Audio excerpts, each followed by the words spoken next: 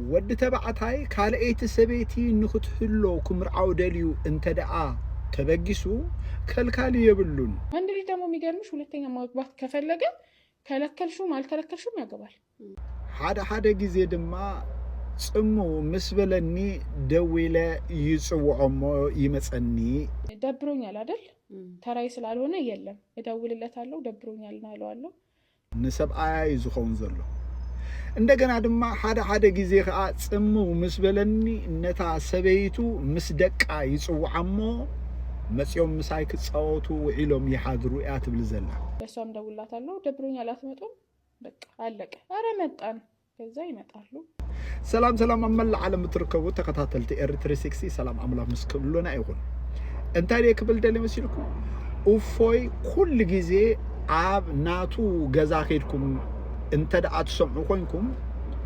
عبلعلي دقنستيو ازنا امنت مسلمنا زغبر زلو وصحا كل غزي يزخوننو مخنياتو سغا بربعته كمرعو يفقدي هذا غزي خا كابتن ربعته نت حنت زيدلي انت دعو خوينو زغبا هيبو يفانو امو متكعت اخا እንደገና ከምጽخل مالتي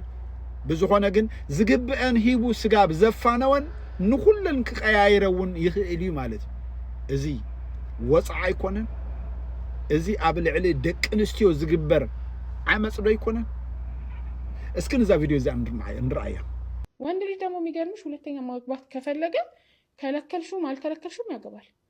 ወላሂ የሚገርምሽ ነገር ያገባል ወይ ደብቆሽ ያገባል ጭምልቅ አርጎ ያኖረኝ ነው አላህዬ አንደላቆ ማለት ነው ወላሂ አልহামዱሊላህ ረቢል ዓለሚን እና እንዳልኩሽ ነው ከሷም ጋር ቅርብ ነን አሁን ላይ ትመጣለች ልጆች ይመጣሉ በጣም በቃ ይሄ ከእህትሽ ጋር እንደምትቀራረብ ያለ አይደል እኛ እንደዛ ነን አልহামዱሊላህ ረቢል ዓለሚን ቢያንስ በሳምንት 2 ቀን ምናምን ኔጋ ትመጣለች ከልጆች ጋር ይመጣሉ አንድ ላይ እናድራለን እሷም ጋር ሄጄ አድራለሁ ምናምን እኛ እንደዛ ነው እንትን ያልነውና ስቲል ኔጋ ብቻዬን ነኝ ያልወለድኩም እሷ ጋር ነው ልጆች አሉ ሶ ይደብረኛል አይደል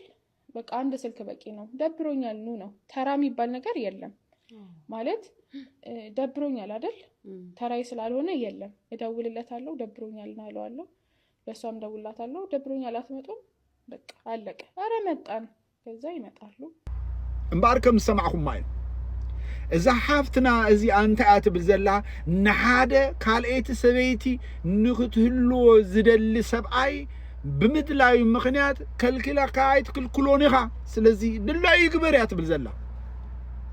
بحق انا ابلعلي ناي مسلمنا امن تكتلتي زلو دقنستيو زلو وصعه زربا يبلو ولا ابتيناتهم قران اكويو نعن زغبا كبري ولا حنت كم زيله بزح غزي اوفاي ززارب አብት ገዛ ዝበዝ ሓደ ቅንስትዮ ሙስሊም ድማኤ መጽን ከዛረባ ከማይጣ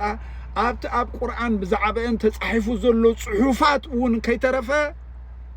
ብዙሕ ዝዛረብ ብዙኾነ እንታይ አይክብል ደሌ